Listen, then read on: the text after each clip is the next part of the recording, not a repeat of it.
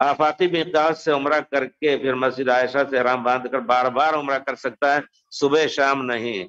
اگر بال عمرہ کا یہ واجب چیز حلق کرنا بھی ہے یا قصر کرنا ہے، بال بھی عمرے کا واجب چیزوں میں سے حلق کرنا بھی ہے، تو آپ جب بال بڑے ہو جائیں 10 دن کے اندر، امام احمد کہتے ہیں کر سکتے ہیں۔ یا پہلے اگر آپ نے استرا سے کٹایا ہے، مشین سے کٹایا ہے، دوسری مرتبہ استرا سے کٹانا ہے، تو 2-4 دن کے بعد کر سکتے ہیں، کوئی حرج نہیں، لیکن صبح شام کرنا۔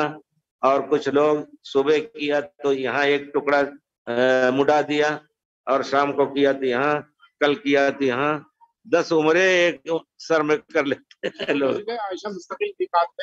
میقات نہ کہیں، لیکن مکے سے جو کرنا چاہتا ہے اس کے لیے ضروری ہے، مکے کا بچہ بھی اگر کرنا چاہتا ہے تو باہر حدود حرم سے نکل کر کے میقات آئے، مسجد عائشہ جائے، یا ادھر طائف کے راستے میں، یونیورسٹی کے راستے میں چلا جائے، جائز ہے انشاءاللہ۔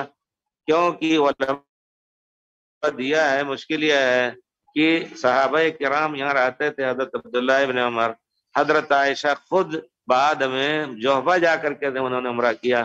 اس وجہ سے بہت سے علماء کہتے ہیں جو میقات سے تنعیم سے جو عمرہ کرتے ہیں وہ حائضہ عورتوں کا عمرہ ہے۔ لیکن میں نے ایک اچھی کتاب الحمدللہ اچھا کئی صفحات جمع کیے سب، اس میں جب یہ بات ملی مجھے کہ امام شافعی ان کتاب الام میں، ان کی کتاب بہت ہی مشہور ہے موثق، اس میں کہا انہوں نے اگر کوئی شخص 11، 12، 13 تاریخ کو نکل کر کے جا کر کے تنعیم سے عمرہ کرتا ہے تو جائز ہے۔ اس کے پیچھے کیا کہا جائے؟